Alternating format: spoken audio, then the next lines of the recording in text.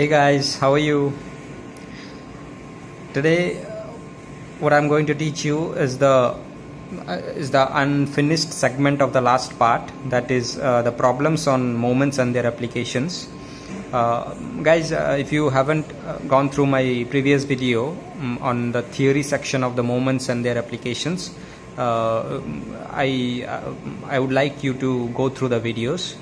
Or maybe what you can do is go through this video first and then move towards the theory section. You will get a better idea about the concept that I'm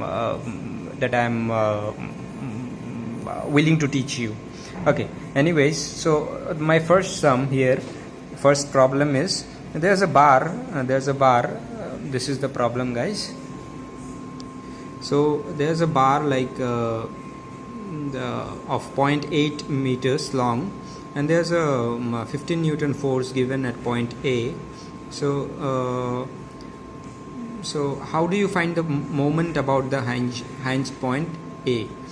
So hinged point, sorry, not the point A, the hinged point, that is a circular section on the bar, this part. So how do you find out? It's mathematically we have moment equals to the force applied into the perpendicular distance. So it comes to 12.0 Newton meter. If you haven't got it, I would like you to go back to the previous section in the theory part. Okay, so what in case this 15 Newton force is given at the same point but at a deviation of 60 degrees. So how do you find it? So there are two methods basically. This method is something like you have to find out the angles. If you, in case you have any problems with you are facing any problem with this method, please write me in the comment section. I'll definitely put a new video and provide the link to you regarding the confusion that you are facing. Okay, so how do we have learned about the resolution of forces, right, on the first chapter. So this is how we are going to, this method is the easiest method. How do you find it? Just find out the horizontal and the vertical forces here. I mean, what is that? Resolve the forces into horizontal and vertical components, and then we get this vertical force as 15 sine 60 degrees. So the moment comes down to 15 sine 60 degrees into this length, that is 0.8. So it comes down to 10.4 newtons. So we have the next problem, in fact. So just see the bar here. It is at point A it's fixed, and at point B it's fixed, but in C there's no support at the point C. So a load is given at point C known as W, and a 30 Newton force acts somewhere 1 meters from the point A.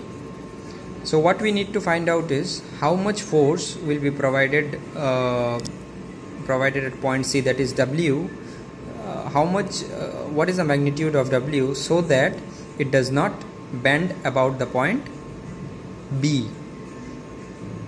So how do we get it, guys? So it's very simple. So like 30 into 0.4 equals to W into 0.6. So what have we done? That's the question you are asking, right? Nothing, guys. We have just equated the moments of the two sections. So this is 30 newtons, 30 into anti-clockwise movement, anti-clockwise movement. So 30 into this part is 0.4.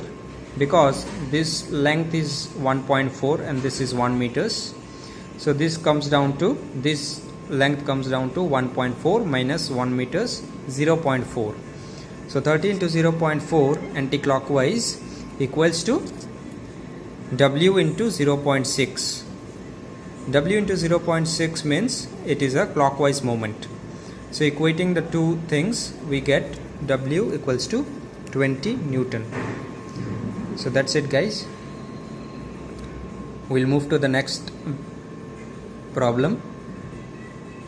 So moving on to the next problem, there's a bar where the forces are given: 1000 Newton, 1500 Newton, 1000 Newton and 500 Newton, and also the deviation at which the force is given to the body.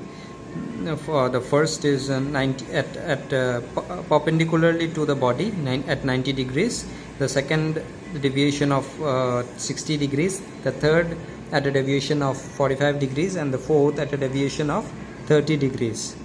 So what we need to find out is the resultant force, the angle of the resultant force, and the position of the resultant force. So how do we do it, guys? So we have learned in the first chapter how to find out resolve the forces horizontally and vertically and sum them up. So summing them up, we get the horizontal forces as 1890 Newton and the vertical forces as 3256 Newton. So also with the formula we can find out the resultant force as 3760 Newton. Guys, if you have any problem, go through my other videos, or you might just give a message in the comment section below. Typically within 2 days, inside 2 days, I'll be replying you with the link with the solution of your problem. Okay, anyways, after that we also have tan alpha equals to summation of the vertical forces and by the summation of horizontal forces. From this we get alpha as 61 degrees approx. Now from momentum theory, what we learned already is the moments will be moments about a point is always in this case in equilibrium position. So equating the horizontal the vertical force, in fact, that's because the forces here are given vertically on the body. So the summation of vertical forces we have already got as 3256 newtons. So 3256 into x. Now what is x? X is the position of the resultant force. We have taken x as the position of resultant force. Yes, guys. So 3256 into x, which gives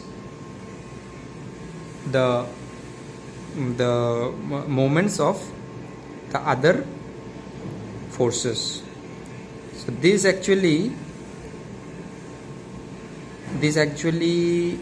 comes from the fact of Verigner's principle, which we learnt in the theory section. If you have any problem, go through the statement of Verigner's principle again.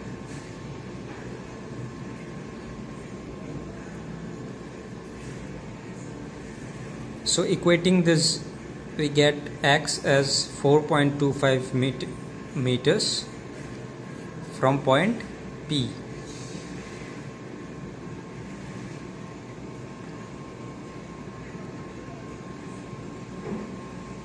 That's it, guys.